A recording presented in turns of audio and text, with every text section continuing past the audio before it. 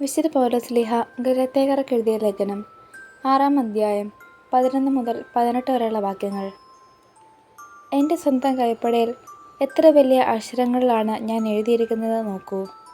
ശാരീരികമായ ബാഹ്യകാര്യങ്ങളിൽ കൂടുതൽ ശ്രദ്ധിക്കുന്നവരാണ് പരിച്ഛേദന കർമ്മത്തിന് നിങ്ങളെ നിർബന്ധിക്കുന്നത്.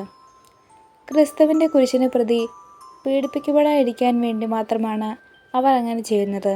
എന്തെന്നാൽ പരിച്ഛേദനം സ്വീകരിച്ച അവർ പോലും നിയമം അനുസരിക്കുന്നില്ല. എന്നാൽ നിങ്ങളുടെ ശരീരത്തെക്കുറിച്ച് അവർക്ക് മേന്മ ഭാവിക്കാൻ കഴിയേണ്ടതിന് നിങ്ങളും പരിച്ഛേദരായി കാണാൻ അവർ ആഗ്രഹിക്കുന്നു.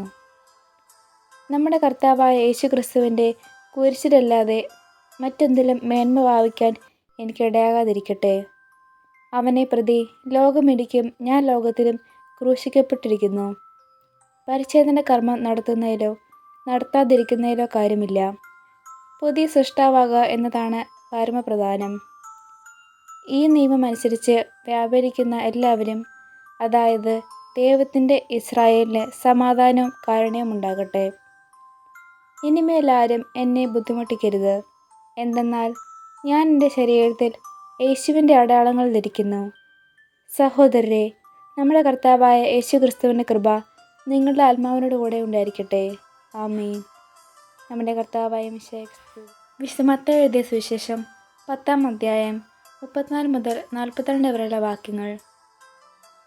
ഭൂമിയിൽ സമാധാനമാണ് ഞാൻ കൊണ്ടുവന്നിരിക്കുന്നത് എന്ന് നിങ്ങൾ വിചാരിക്കരുത്. സമാധാനമല്ല, വാളാണ് ഞാൻ കൊണ്ടുവന്നിരിക്കുന്നത്. എന്തെന്നാൽ ഒരുവനെ തൻ്റെ പിതാവിനെതിരായും മകളെ അമ്മയ്ക്കെതിരായും മരുമകളെ അമ്മായിമ്മയ്ക്കെതിരായും ഭിന്നിപ്പിക്കാനാണ് ഞാൻ വന്നിരിക്കുന്നത്. സ്വന്തം കുടുംബത്തിൽപ്പെട്ടവർ തന്നെയായിരിക്കും ഒരുവൻ്റെ ശത്രുക്കൾ. എന്നേക്കാൾ അധികം പിതാവിനെയോ മാതാവിനെയോ സ്നേഹിക്കുന്നവൻ എനിക്ക് യോഗ്യനല്ല. എന്നേക്കാൾ അധികം പുത്രനെയോ പുത്രിയെ സ്നേഹിക്കുന്നവനും എനിക്ക് യോഗ്യനല്ല. സ്വന്തം കുരിശെടുത്ത് എന്നെ അനുഗമിക്കാത്തവൻ എനിക്ക് യോഗ്യനല്ല. സ്വന്തം ജീവൻ കണ്ടെത്തുവൻ അത് നഷ്ടപ്പെടുത്തും.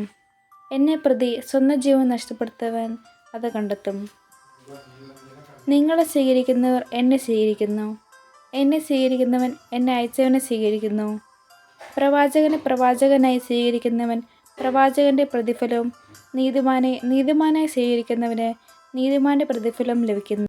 ഈ ചെറിയവരിൽ ഒരുവന് ശിഷ്യന് എന്ന നിലയിൽ ഒരു പാത്രം വെള്ളമെങ്കിലും കൊടുക്കുന്നവന് പ്രതിഫലം ലഭിക്കാതിരിക്കില്ലെന്ന് സത്യമായി ഞാൻ നിങ്ങളോട് പറയുന്നു.